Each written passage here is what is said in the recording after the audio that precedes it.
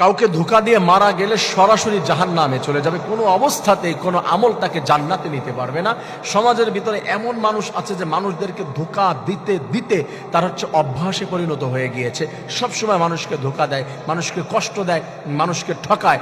আপনি মনে রাখবেন, আপনি যদি কাউকে ঠকান, কাউকে কষ্ট দেন, কাউকে ধোঁকা দেন, কারো বালিশ ভেজানোর কারণ হন, কাউকে পথে বসিয়ে দেন, কাউকে নিঃশেষ করে দেন, কাউকে আশা দিয়ে একবারে ভরসা সব আপনি কেড়ে নিয়ে নিঃশেষ করে দিয়ে চলে যান, জান্নাতে যেতে পারবেন না, কনফার্ম জাহান্নামী, চিরতরে জাহান্নামী হয়ে যাবে। আমার প্রিয় ভাই বোনেরা, হাসরের ময়দানে আল্লাহ তাআলা দুজনকে এক জায়গায় করবেন।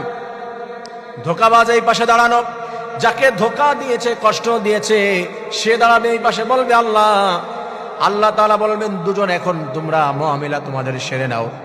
একজন ধোঁকাবাজ আর একজন হচ্ছে মাজলুম। আল্লাহ তাআলা বললেন, ওয়াল্লাহু লা ইয়াহদিল কওমাজ যালিমিন, আমি কোন জালিমকে হিদায়াত দিই না, তুমি জাহান্নামে চলে যাও। আমি রব্বুল আলামিন তাকে ছেড়ে দিব না। রাসূল বলে দিয়েছেন, মান গাশশা ফালাইসা মিন্না, যে মানুষকে ধোঁকা দেয়, মানুষকে কষ্ট দেয়, সে জান্নাতে যেতে পারবে না, সে আমার দলের অন্তর্ভুক্ত না, সে হলো জাহান্নামী দলদের অন্তর্ভুক্ত। নাউজুবিল্লাহ। হাসরের ময়দানে যাকে ধোঁকা দেওয়া হয়েছে তাকে দাঁড় করা হবে, তার কাছে তুমি কি চাও? আল্লাহ আমাকে ধোঁকা দিয়েছিল, আমাকে কষ্ট দিয়েছিল, আমাকে ঠকিয়েছিল। আল্লাহ তাআলা বলেন, আজকে তুমি তার আমলগুলো তাকে তুমি দিয়ে দাও, আর তার যতগুলি গুনাহ আছে তুমি নিয়ে নাও, আর তুমি ডিরেক্ট আমার ওই যে সুজা জাহান্নামে চলে যাও। যাও, জাহান্নামে চলে যাও, জান্নাত তোমার জন্য নয়।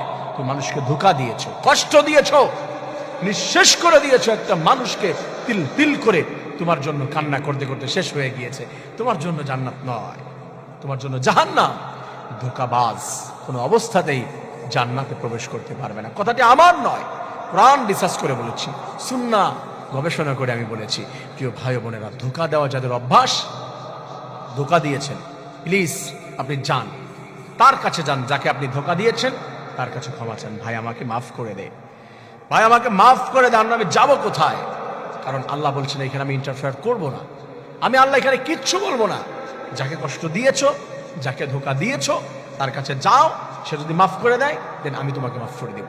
আর যদি সে মাফ করে না দেয় তাহলে তোমার জন্য ভয়ঙ্কর অবস্থা।